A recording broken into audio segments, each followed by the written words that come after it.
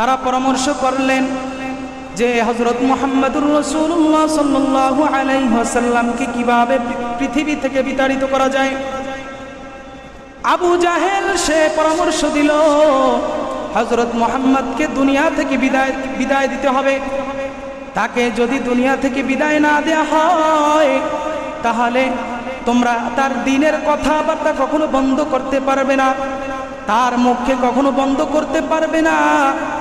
তাই তারা সেই কুচক্র এবং সেই কুপরামর্শ নিয়ে প্রত্যেক গোত্রের এক একজন যুবককে তারা নির্দিষ্ট করলো যাতে করে কোনো গোত্র যেন প্রতিবাদ না করতে পারে। তাই তারা প্রত্যেক গোত্র থেকে এক একজন যুবক নির্ধারিত করে দিল যে কিভাবে হযরত মুহাম্মদ মুস্তাফা সাল্লাল্লাহু আলাইহি সাল্লামকে পৃথিবী থেকে বিতাড়িত করা যায়। সেই গভীর রাতে ওই রাত্রি তারা হুজুর সাল্লাল্লাহু আলাইহি সাল্লামের গৃহে তারা সেই যুবকরা ঘেরাও করে নিল। কিভাবে হুজুর সাল্লাল্লাহু আলাইহি সাল্লামকে পৃথিবী থেকে বিতাড়িত করা যায়। তারা তরবারি নিয়ে তার বাসার চারিদিক ঘিরে ফেলল। এদিক থেকে আল্লাহ তাআলা তাদের এই কুচক্রের ব্যাপারে, কুকর্মের ব্যাপারে হুজুর সাল্লাল্লাহু আলাইহি সাল্লামকে জানিয়ে দিলেন। সেই গভীর রাতে হযরত জিবরাইল আলাইহিস সালাতু ওয়াস সালাম আগমন করলেন। হুজুর সাল্লাল্লাহু আলাইহি সাল্লামের কাছে এসে বললেন, ইয়া রাসূলুল্লাহ, ইয়া হাবিবাল্লাহ,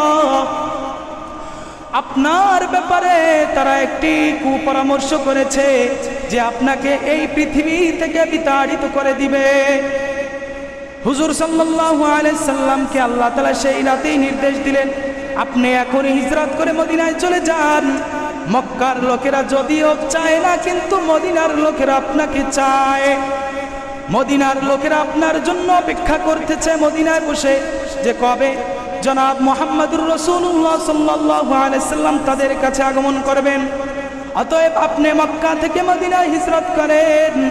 তাই তারা তাদের সেই কুচক্র ব্যাপারে আল্লাহ তাআলা রাসূল সাল্লাল্লাহু আলাইহি সাল্লামকে জানিয়ে দিলেন। হুজুর সাল্লাল্লাহু আলাইহি সাল্লাম তার বিছানায় তার চাচাতো ভাই হযরত আলী রাদিয়াল্লাহু তাআলা আনহুকে তার চাদর মুড়ি দিয়ে শুইয়ে দিলেন যে আলী, তুমি আমার বিছানায় শুয়ে পড়ো। হযরত আলী রাদিয়াল্লাহু তাআলা আনহু বললেন, ইয়া রাসূলুল্লাহ, ইয়া হাবিবাল্লাহ, যদি আপনার বিছানায় আমি আলী শুই তাহলে তারা সকালবেলা আমাকে মুহাম্মদ মনে করে আমাকে দুনিয়া থেকে বিতাড়িত করে দিবে। হযরত আলী রাদিয়াল্লাহু তাআলা আনহু বললেন, দুনিয়া থেকে বিতাড়িত করা তো বিষয় নয়, বিষয় হচ্ছে আমার নবীর জান বেঁচে যাবে আমার জন্য। আমার এই ক্ষুদ্র জান, আমার এই সামান্য জান যদি আমার নবীর জন্য বেঁচে যায় তাহলে কোনোই আমার পরোয়া নেই। তখন হুজুর সাল্লাল্লাহু আলাইহি সাল্লামকে তাকে রেখে সেখানে বিছানায় শুয়ে দিয়ে তিনি ঘর থেকে বেরিয়ে পড়লেন। দেখলেন চতুর্দিক থেকে সেই কাফেররা তাকে ঘেরাও করে রেখেছে। হুজুর সাল্লাল্লাহু আলাইহি সাল্লাম বললেন, আল্লাহ তাআলার পক্ষ থেকে নির্দেশ এলো, আপনি এক মুষ্টি বালু নিয়ে সেখানে এই দোয়াটি পড়ুন, ওয়াজআলনা মিন বাইনি আইদিহিম সাদ্দা ওয়া মিন খালফিহিম সাদ্দা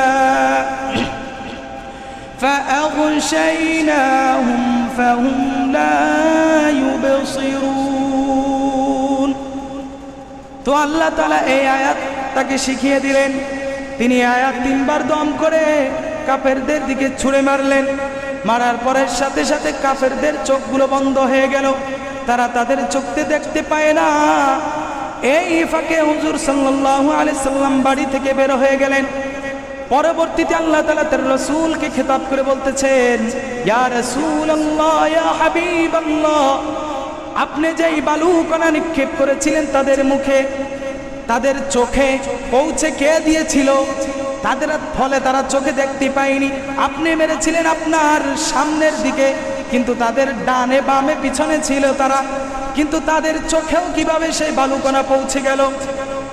পরবর্তীতে আল্লাহ তাআলা আয়াত নাজিল করে দিলেন, ওয়ামা রামাইতা ইয রামাইতা ওয়ালাকিন্নাল্লাহু রামা যে আপনি মূলত বালুকণা নিক্ষেপ করেননি, নিক্ষেপ করেছেন, যখন আপনি নিক্ষেপ করেছেন তখন সেটা আল্লাহ তাআলাই নিক্ষেপ করেছে, আপনি নিক্ষেপ করেননি, নিক্ষেপ করেছেন আল্লাহ।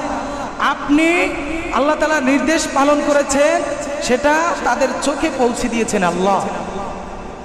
অতবার হুজুর সাল্লাল্লাহু আলাইহি সাল্লাম বাড়ি থেকে বের হয়ে হযরতে আবু বকর রাদিয়াল্লাহু তাআলা আনহুর বাড়ির দরজায় গিয়ে করাঘাত করলেন। হযরত আবু বকর রাদিয়াল্লাহু তাআলা আনহু তৎক্ষণাৎ বললেন, লাব্বাইকা ইয়া রাসূলুল্লাহ ইয়া হাবিবাল্লাহ। হুজুর সাল্লাল্লাহু আলাইহি সাল্লামের ডাকে তৎক্ষণাৎ সাড়া দিলেন। হুজুর সাল্লাল্লাহু আলাইহি সাল্লাম আশ্চর্য হয়ে গেলেন যে কিভাবে সম্ভব, আমি দরজায় আসার আগেই তুমি আমার ডাকে সাড়া দিয়ে দিলে।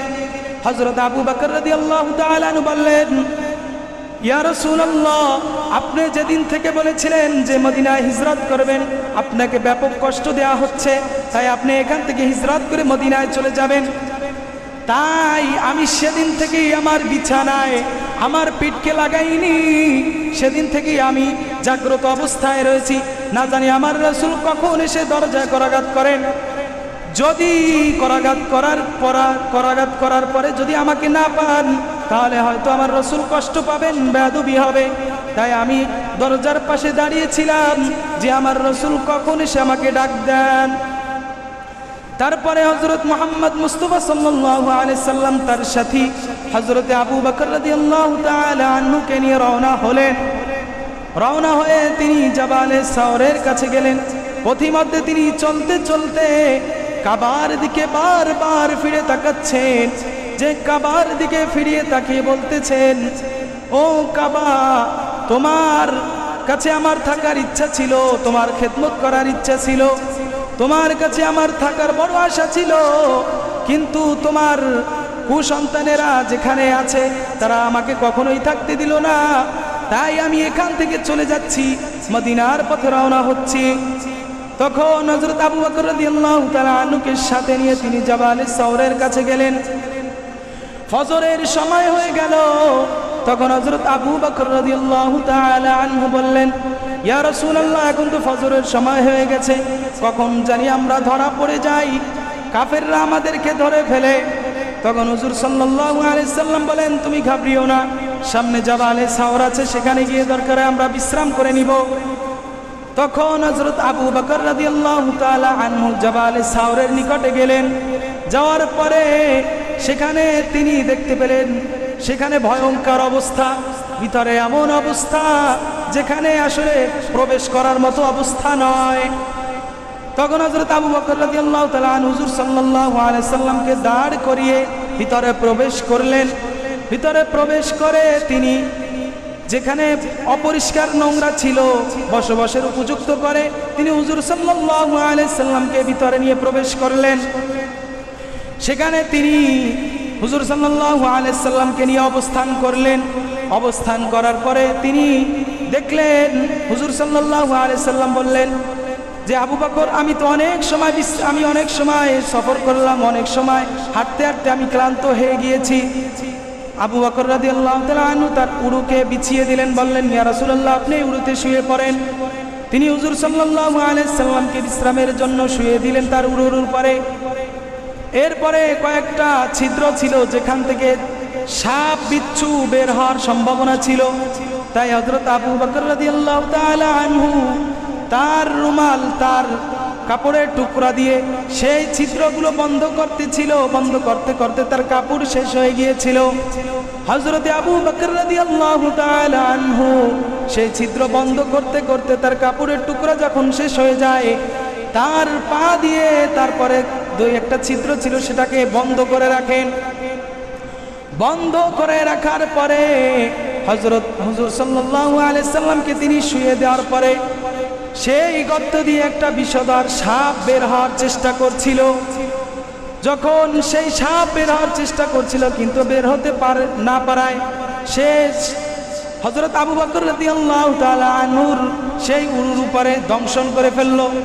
দংশন করার পরে হুজুর সাল্লাল্লাহু আলাইহি সাল্লাম যখন সেই সাপ দংশন করে ফেলল, তখন হযরত আবু বকর রাদিয়াল্লাহু তাআলা আনহু সেই বিষে তার পুরো শরীর লাল হয়ে গিয়েছে। এমন কি তার অনিচ্ছা সত্ত্বেও তার চোখ থেকে পানি ঝরে পড়ল। হযরত আবু বকর রাদিয়াল্লাহু তাআলা আনহুর অনিচ্ছায় অঝরে চোখ থেকে এক ফোঁটা পানি হুজুর সাল্লাল্লাহু আলাইহি সাল্লামের উপরে পড়ল। হুজুর সাল্লাল্লাহু আলাইহি সাল্লামের ঘুম হঠাৎ করে ভেঙে গেল।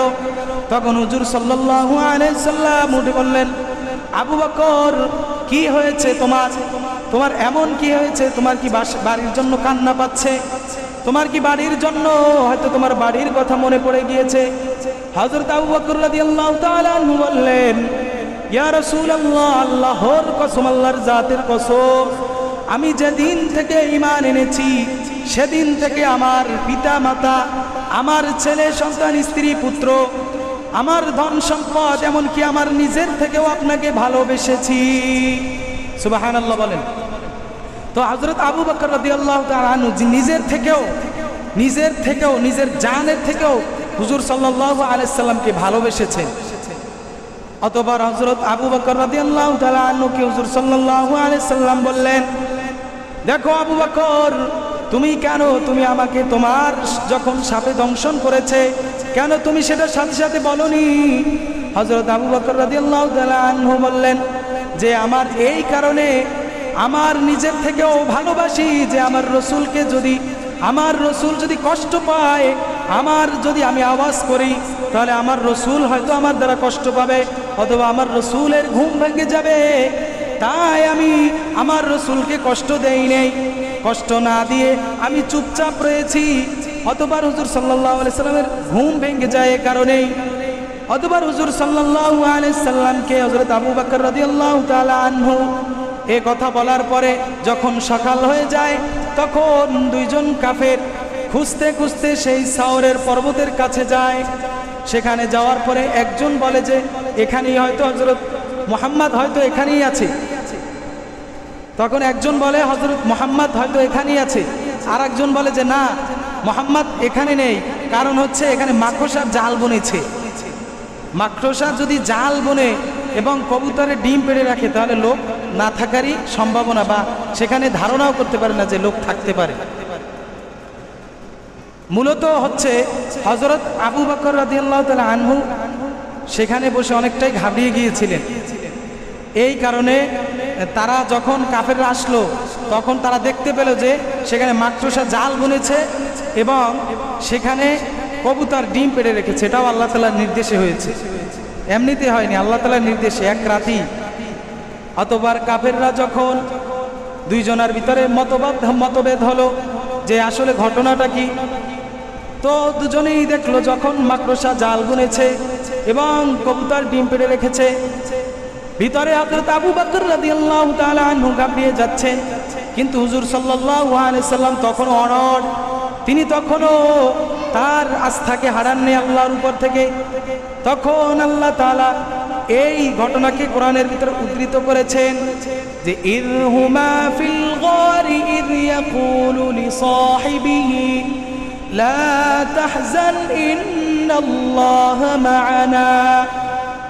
যে যখন হযরত আবু বকর এবং মুহাম্মদ সাল্লাল্লাহু আলাইহি সাল্লাম গর্তের ভিতরে ছিলেন, সেই সারে গাওরের ভিতরে ছিলেন, তখন তিনি বলেছিলেন লা তাহজান ইন্নাল্লাহা মা'ানা। আবু বকর রাদিয়াল্লাহু তাআলা আনহুকে খেতাব করে বলেছিলেন, আবু বকর তুমি ঘাবড়িও না, আল্লাহ তাআলা আমাদের সঙ্গে আছেন, লা তাহজান ইন্নাল্লাহা মা'ানা। তখন আল্লাহ তাআলা এই ঘটনাকে উদ্ধৃত করেছেন তার কোরআনুল কারীমের ভিতরে, যে তার হাবিবের এই ঘটনা পছন্দ হয়েছে, যে ওই কঠিন মুহূর্তেও তিনি বলেছেন লা তাহজান ইন্নাল্লাহা মা'ানা, যে চিন্তার কোনো কারণ নেই, আল্লাহ তাআলা আমাদের সঙ্গেই আছেন।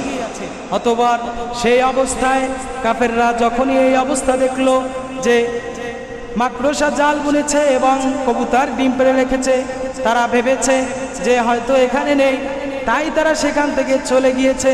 সেখান থেকে তাদের বদ্ধমূল ধারণা হয়েছে যে এখানে হয়তো হযরত মুহাম্মদ নেই। সেখান থেকে তারা চলে যাওয়ার পরে হযরত আবু বকর রাদিয়াল্লাহু তাআলা আনহুকে নিয়ে হযরত মুহাম্মদুর রাসূলুল্লাহ সাল্লাল্লাহু আলাইহি সাল্লাম সেই গর্তের ভিতরে প্রায় 3 দিন ছিলেন। সেখানে হযরত তাদের সঙ্গী ছিলেন হযরত আবু বকর রাদিয়াল্লাহু তাআলা আনহুর ছেলে আব্দুল্লাহ, যিনি তাদেরকে পথ দেখিয়ে মদিনা পর্যন্ত নিয়ে যাবেন।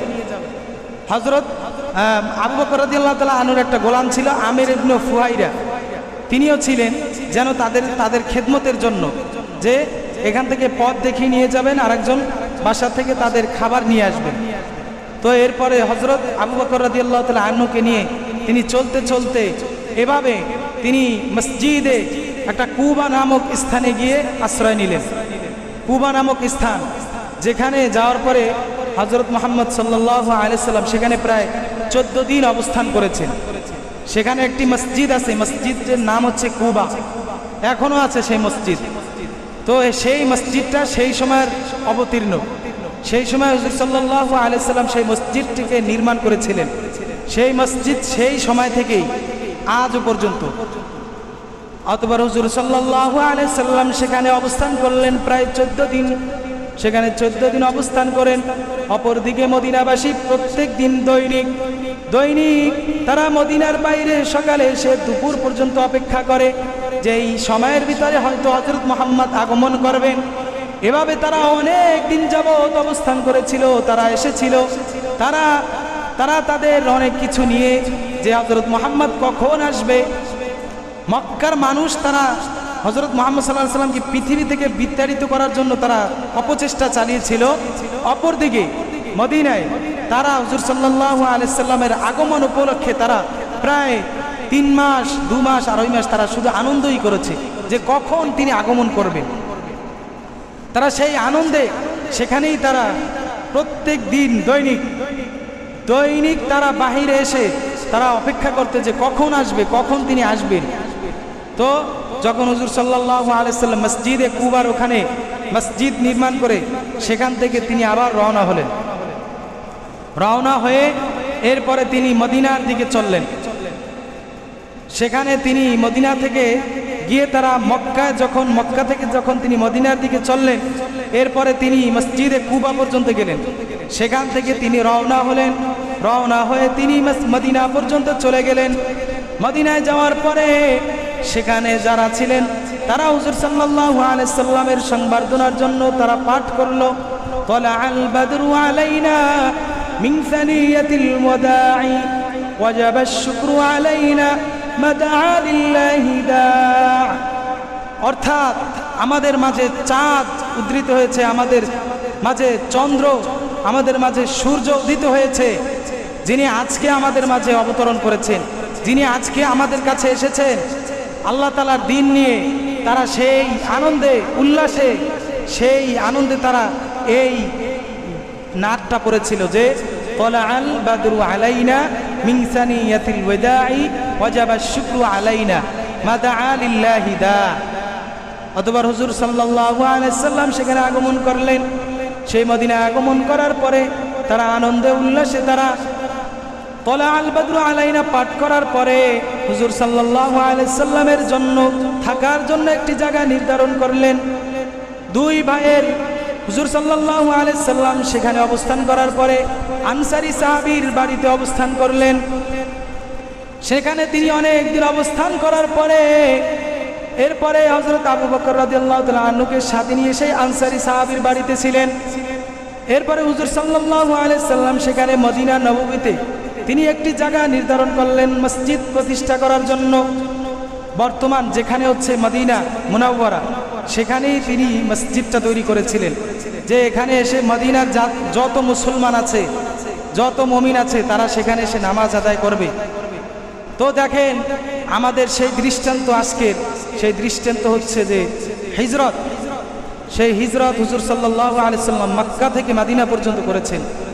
এমনিতে করেন নাই, অনেক কষ্টে অনেক ব্যথা নিয়ে তিনি সেই মক্কা থেকে মদিনা পর্যন্ত হিজরত করেছেন। এত কষ্ট এবং নিয়ে যে সেটা ভাষায় প্রকাশ করার মতো নয়। আপনাকে যদি আপনার মাতৃভূমি থেকে বিতাড়িত করা হয় যে আপনাকে কখনোই আসতে দেওয়া হবে না, তখন আপনার কেমন লাগবে? যখন আপনাকে এক দেশ থেকে আরেক দেশে, আপনার জন্মভূমি থেকে আপনাকে এক জায়গা থেকে আরেক জায়গা বিতাড়িত করা হবে, তখন আপনার কেমন লাগবে? তো শুধুই একমাত্র এটা হচ্ছে দ্বীনের কারণে। আল্লাহর রাসূল প্রথমে ইসলামের শুরুর যুগে গোপনে গোপনে ইসলামের দাওয়াত প্রচার করতেন, ইসলামের দাওয়াত প্রচার গোপনে করতেন। যখন তিনি প্রকাশ্যে ইসলামের দাওয়াত প্রকাশ করা শুরু করলেন, তখন তারা এমনভাবে হুজুর সাল্লাল্লাহু আলাইহি সাল্লামের উপরে এমনভাবে উঠে পড়ে লাগলো যে তাকে হত্যা করে ফেলবে এই অবস্থায় গিয়েছিল। এমনকি হুজুর সাল্লাল্লাহু আলাইহি সাল্লাম একদিন নামাজ পড়তেছিলেন, সেই নামাজরত অবস্থায় তারা গিয়ে এক কাফের গিয়ে সে নাড়ি ভুঁড়ি, উটের যে নাড়ি ভুঁড়ি আছে সেগুলো তার শরীরের উপরে চাপিয়ে দিয়েছিল। নাউযু বিল্লাহি তাআলা মিন যালিক। তো যখন হুজুর সাল্লাল্লাহু আলাইহি সাল্লাম এত তার দ্বীনের জন্য এত কষ্ট মুজাহাদা করেছেন শুধুই তার দ্বীনের জন্য, তাই আমাদেরকেও এত বছর পরে এসেও আমরা সামান্য দ্বীনের জন্য ত্যাগ দীক্ষা কোরবানি আমরা দিতে পারি না। আমরা তার সামান্য নামাজ এটাই আদায় করতে পারি না। দ্বীনের প্রথম খুঁটি হচ্ছে নামাজ, তো সেই নামাজই আমাদের দ্বারা হচ্ছে না। যে আসলে আমাদের সেই নামাজ, হুজুর সাল্লাল্লাহু আলাইহি সাল্লাম নামাজ পড়ারত অবস্থায় তার উপরে নাড়ি ভুঁড়ি চাপিয়ে দিয়েছে, অথচ আজকে কি আমাদেরকে কেউ নাড়ি ভুঁড়ি চাপিয়ে দেয়? আমাদের কি কেউ বাধা দেয় যে নামাজ পড়ো না, নামাজ পড়তে যেও না? কেউ তো বাধাও দেয় না। আমরা তো সেই নবীর উম্মত, আমরা তো মসজিদে এসে নামাজ পড়তে পারি, কিন্তু আমাদের সেই নামাজ পর্যন্ত হচ্ছে না। অথচ আল্লাহ তাআলা কোরআনুল কারীমে বলেছেন যে আকিমুস সালাহ, তোমরা আগে নামাজ প্রতিষ্ঠা করো। তো আমাদের দ্বারা সেই নামাজ পর্যন্ত হয় না, যে 5 ওয়াক্ত নামাজ জামাতের সাথে পড়তে হবে, সেটাই আমাদের ভিতরে হচ্ছে না। যে কিভাবে আমাদের নামাজটা হওয়া দরকার, যে আল্লাহর হাবিব নামাজ পড়ারত অবস্থায় তার উপরে নাড়ি ভুঁড়ি চাপিয়ে দেওয়া হয়েছে। আমাদের তো উপরে নাড়ি ভুঁড়ি চাপিয়ে দেওয়া হয় না, আমাদেরকে বাধা দেওয়া হয় না, বরঞ্চ আমাদেরকে আরো ডাকা হয় যে নামাজ 5 ওয়াক্ত নামাজের বেলায় 5 ওয়াক্ত আজান দেওয়া হয়, 5 ওয়াক্ত নামাজে 5 বার আজান দেওয়া হচ্ছে, কিন্তু আমাদের সেই নামাজ থেকে আমরা গাফেল। আমাদের ফজরের নামাজে মুসল্লি পাওয়া যায় না, জোহরের নামাজে মুসল্লি পাওয়া যায় না, আসরের নামাজে মুসল্লি পাওয়া যায় না, শুধু জুমার দিন নামাজের মুসল্লি পাওয়া যায়। মসজিদ ভরে যায়, মসজিদে জায়গা দিয়ে পারা যায় না, অথচ মনে হচ্ছে এইভাবে আরো 10 তলা মসজিদ করলেও যে মুসল্লি ভরে যাবে, কিন্তু আমাদের সেই মুসল্লি পাওয়া যাচ্ছে না নামাজে।